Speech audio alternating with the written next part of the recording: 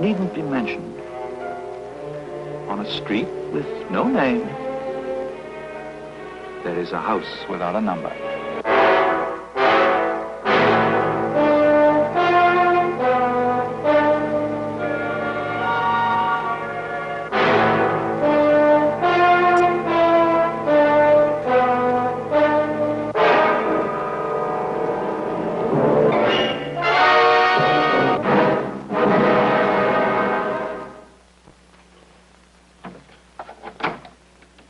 Welcome to the house of...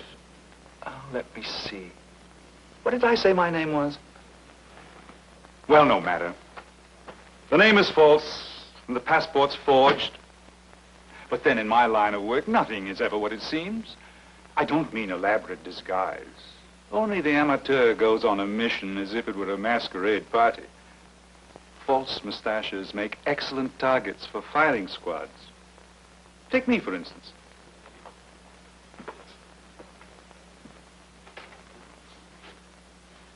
A simple walking stick provides the best of all disguises. Respectability, solid, conservative, harmless. But, as I said, things are not always what they seem. As a matter of fact, the young American lady who last used this instrument was not exactly what she seemed to be either. Espionage in the Federal Army of the Shenandoah. Belle Boyd was an accomplished professional spy. They were absolutely wrong. She was an accomplished amateur spy. Although in a bloody civil war, which was fought almost entirely by amateurs, her lack of professional training was not the handicap it would be today. In 1861, the southern state of Virginia was one of the first battlefields in the great struggle to decide whether the Confederate States and the hitherto United States were to be separate countries. Union troops probing south after the elusive Stonewall Jackson, in an optimistic attempt to settle the question, occupied the town of Front Royal, Virginia, where they tried to make it a social error to whistle Dixie.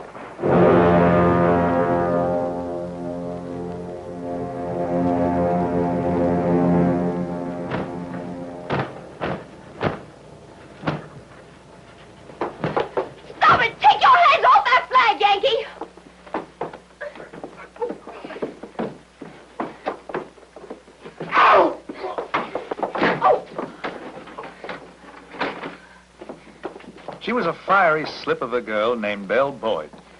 She had no attributes of a spy whatsoever, neither cleverness, nor ingenuity, nor contacts. She had only a passion for the Confederacy, and the fact that she was a woman on her side. But she lived in an age when sometimes that was enough. Certainly it was enough for the commander of the occupying force, Major General James Shields. You're Miss Boyd, Miss Isabel Boyd? Well, baptized Isabel, but Lord, nobody in Front Royal know me by that calling. I answer the bells and so high. Sit down, please. Miss Boyd, you look to me like a girl of good breeding and character. Why, thank you, General Shields. Tried to go to hear that. Thank you. Well, Miss Boyd, do you think it proper then for a young girl of 19 to go about slashing soldiers with sword canes? Even Union soldiers? Well, I don't know what came over me, General. I declare, I just don't. Well, I saw that soldier boy tearing up that flag, and then well, everything went kind of black. That was a flag of rebellion, Miss Boyd. So was your flag once, General. Would you like a Britisher to go tearing into your daddy's hotel while he's off fighting and just rip it down? Miss Boyd, there are people here in Front Royal that say I ought to put you in the lockup. That you're a hot-headed rebel, never reform. Oh, the terrible, jealous-tongued people. Now, Miss Belle, if I forget all about this, I don't want to hear anything more about you.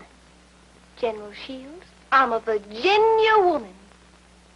And when a Virginia woman gives her word, even to a northern gentleman, she keeps it.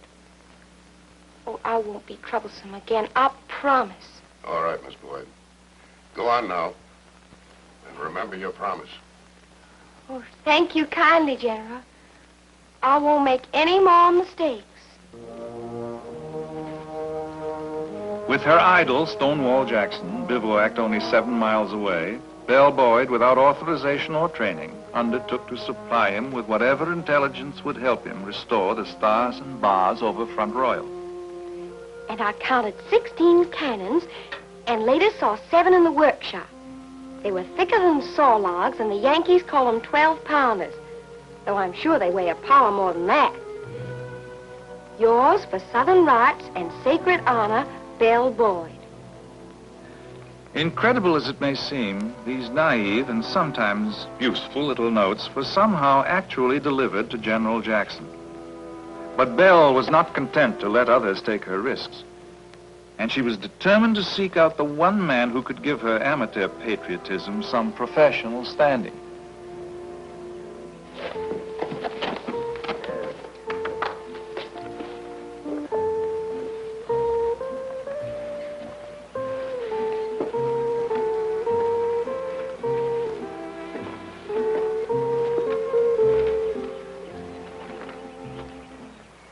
How do, ma'am? How do? It's all right. I know. What'd you say? I said it's all right. I know who you are. Ma'am, I don't know what you're talking about. You're Colonel Ashby, General Jackson's head scout. Ma'am? I saw you 4 years ago at a church fair here in Front Royal. I remember your face. You've mistook me for someone else. My name is Morris, Townsend Morris. I'm York State loyal. Don't call me Sesesh. But you can trust me. Lady, please. I'm Belle Boyd. Oh, surely General Jackson has told you something about me. I've been sending him information. I don't know what you're talking about, but it sounds like serious business. Now, you just go on home, Miss Boyd. Colonel Ashby, please. Miss Boyd, what do you want? Just what do you want? I want to volunteer for spy work. What? You crazy girl coming around here saying a thing like that? But there was no other way to get to you. Oh, I want to help. I've been sending messages already. Yes, in plain English, and you signed your name. I'm sorry. I didn't know any other way to write. I'm sorry. Miss Boyd, you just don't volunteer for spy work right out of the blue. It's not like a charity ball committee. Well, teach me then. That's what I'm asking you. Teach me so that I can truly help. My name is not Ashby, and I don't know what you're talking about, and I'm busy. Now, go on home. I won't go home. I'll just stay here, just sitting looking at you until you decide you can trust me. That's just what I'll do, Colonel Ashby. I'll just stay here. Will you please quiet down? You'll get us both caught. All right. All right. Now, you listen to me. Colonel Turner Ashby was a hard-bitten professional agent, head of Jackson's scouts. He knew the risk of working with amateurs, but he couldn't stand up to an iron will, clothed in crinoline petticoats. So, at considerable risk to both of them, Belle continued to meet secretly with Ashby, and in a few short weeks of training, she became officially a Confederate spy. Because Union counterintelligence wouldn't suspect anyone who couldn't tell a 12-pounder cannon from a Bowie knife, Belle made an excellent courier, relaying messages from Ashby to various drops or relay stations in the Shenandoah Valley. Technically, she was still an amateur, but she had one talent that Ashby lacked. She was a woman. Why, Lieutenant Connie, I'll wager every girl in Fall River heard you say that. You flatter me, Miss Boyd. May I? You a sugar sweet escort me home, Lieutenant. Nice.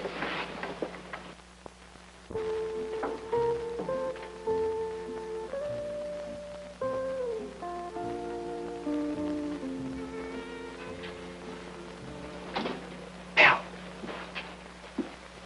if anybody comes in, I was looking for a room and stumbled in here by mistake. You can be highly indignant and order me out. Belle, that lieutenant is from the provost marshal's office. I know. He thinks I dance a mite too wickedly, but otherwise he trusts me. Strikes me you're taking the chances. I had to see you right away. Now, you have got to get this to Winchester sometime tomorrow. Take it to Edmonds on Rutledge Street. He'll see that it gets to Jackson. Why, surely, but what? Well, I haven't any other courier. I'd go myself. But they've captured Captain Hardy, and I have to go to Martinsburg to take his place. Now, that's in cipher.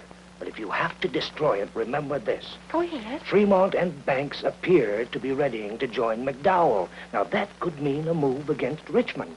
Shields may be just a covering force. Any attack from Shields may be just a feint. You follow me? I do. Fine. One thing. The Yankees have closed off Winchester. They won't give passes to civilians. I don't need a pass.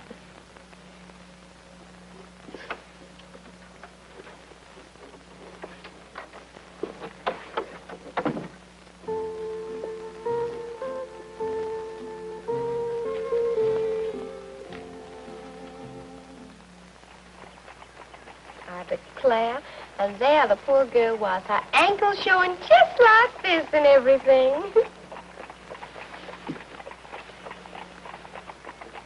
We all laugh, but to cry. Oh, I do love to go rolling along just like this in real style. I just knew it'd be no trouble at all for you to get us a pass. Well, I didn't exactly get a pass. I don't reckon we need one to go to Winchester on military business. After all, what are these pumpkin rinds for? Why, we're slowing down. Yes, we are. Maybe your horse is hurt. Hey, what's wrong? Why are we stopping? It's funny. I'll find out what it is in a minute. Will you come out, please? Now, look here. You will come out, please, and bring all your things with you. Mister, I'm an officer in the Union Army. And who are you? Walters. Federal Army detective. Now will you come out, please? I have a wagon waiting.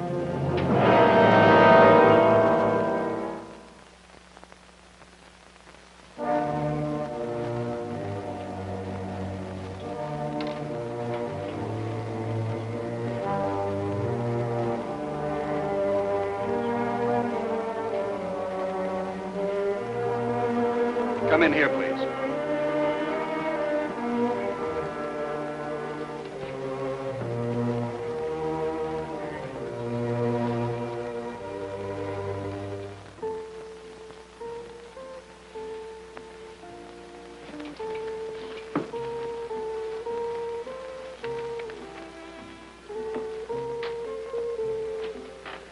All right, now. There are no accusations. We are merely acting on some information that we've received about you. Miss Belle Boyd, isn't it? Might be, sir. If we were properly introduced. Perhaps we can be. We know some of the same people, I think. Did you get your information from that old Martha May Richards? She's just being spiteful. Now, see here. This lady happens to be under my protection, Mr. Walters. Major Walters, Lieutenant. Oh. You're in the Provost Marshal's office, aren't you, Lieutenant? Yes, I am, sir. Then presumably you were traveling toward Winchester on official military business? Well, yes, of course. I heard there were some stragglers from the 3rd Illinois, and I... You may be seated, Miss Boyd. In my own house? Thank you for your courtesy. I'll stand. Then, Lieutenant, Miss Boyd was your prisoner? Prisoner? I was traveling for personal reasons, mister. Visiting my cousin Amanda on Albemarle Street. And if that's a threat to the Republic... That remains to be seen, Miss Boyd. Will you remove your shoes, please? Now, look here, sir. Try to restrain your sense of chivalry, Lieutenant.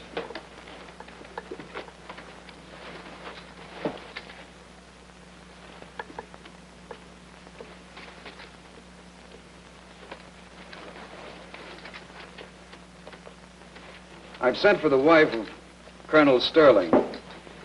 When she arrives, you will be taken into another room and searched. Thank you.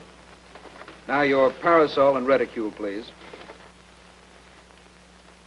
If a Virginia officer ever did this, his own regiment would horsewhip him out of camp. Telling a lady you're going to rip off her clothes.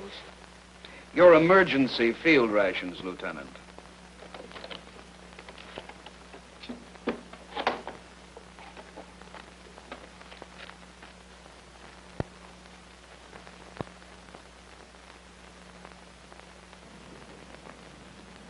I presume you packed this basket, Miss Boyd.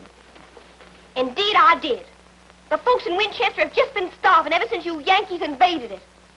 That food was for my cousin Amanda. Is your cousin Amanda partial to poison? Just what do you mean, poison? I mean this, the Virginia Resistor. This is a seditious newspaper, Miss Boyd. Its publication has been forbidden. Mere possession of a single copy is an act of treason. Belle! On my honor, sir, I didn't know. How Abe Lincoln burned my farm. Banks, the butcher, now called baby murderer. Enlistments open in Kenyon's Yankee killers. How does it feel, Lieutenant, to be an accomplice to an incendiary? Well, you see, sir, I didn't know. All right. What's this all about, Walters? May I see you, sir?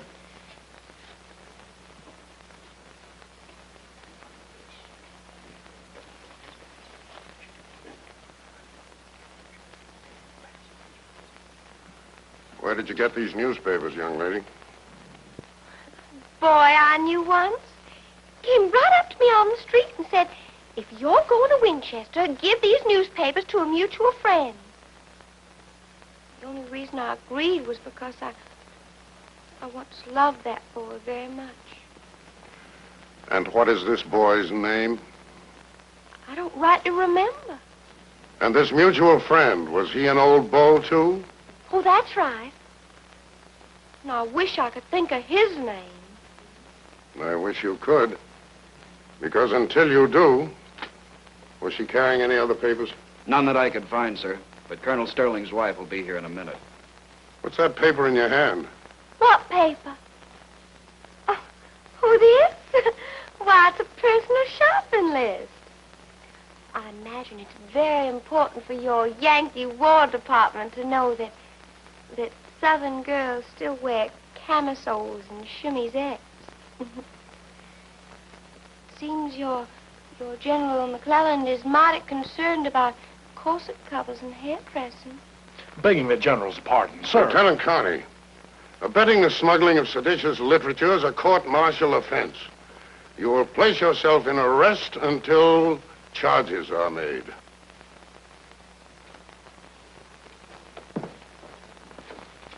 What is it? Your pardon, General. This here just came on telegraph. It says urgent, General. Oh. Walters, you can go. Walters, we can discuss this whole business more fully at some future time. Lieutenant, you are being released from arrest, but not from observation. Your career may be balanced against your deportment in the next few weeks. As for you, little Miss Rebel... Belle had done it again. By deliberately planting the decoy newspapers where they would inevitably be found if she was apprehended, and carrying the red-hot treason openly in her hand, incredible as it may seem, she escaped with a severe scolding. She still had to deliver that message to Jackson, but on her own amateur initiative, decided to hold it up, because the message General Shields had just received might be of even greater interest. If it could release an officer from arrest, she knew it could signify only one thing: an impending battle.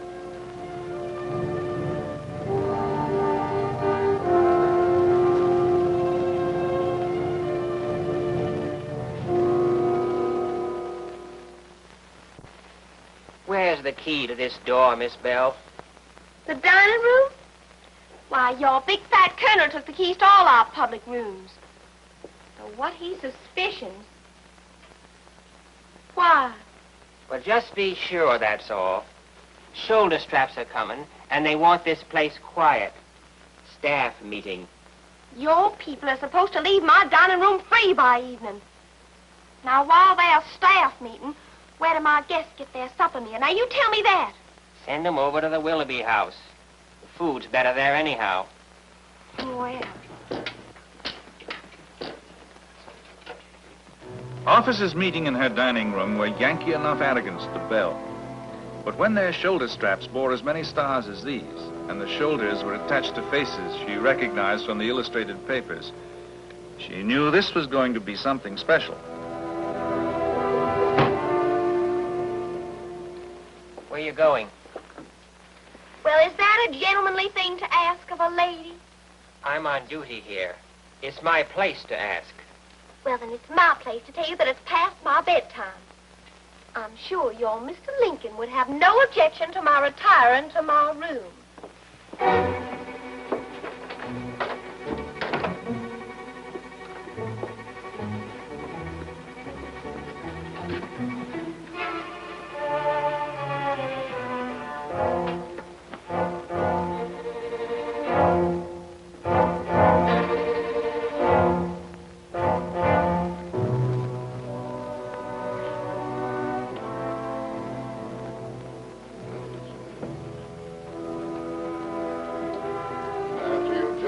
Studied these thoroughly.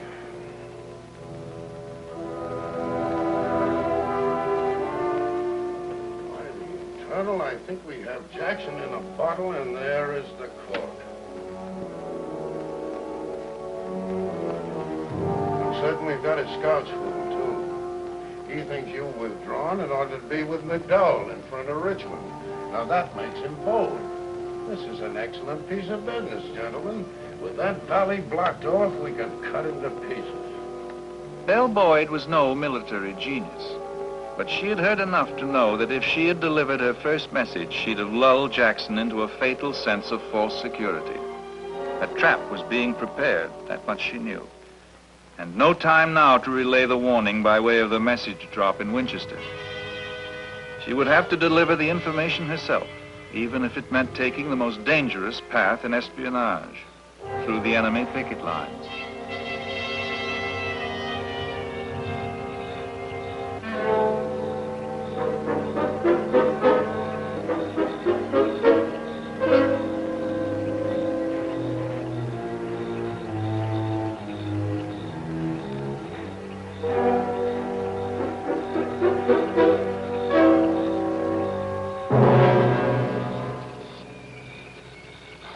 Only the book of regulations says. We've been in these murdering woods with no relief since. Silence now. I heard something.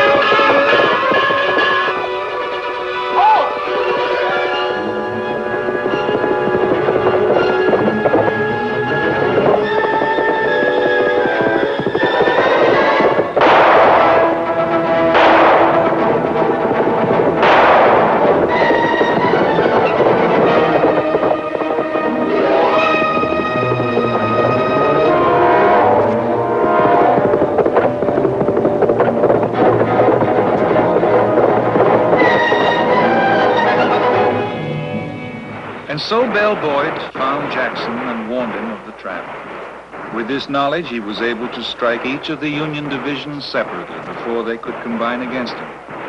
Jackson's victories in May of 1862 so frightened the federal government that they pulled McDowell's corps back to defend their own capital, leaving McClellan without enough men to take Richmond, the capital of the Confederacy.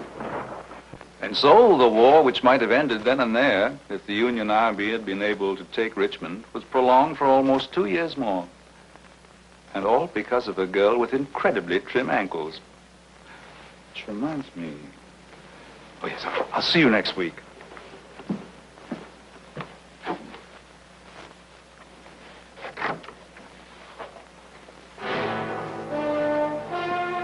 Respectability.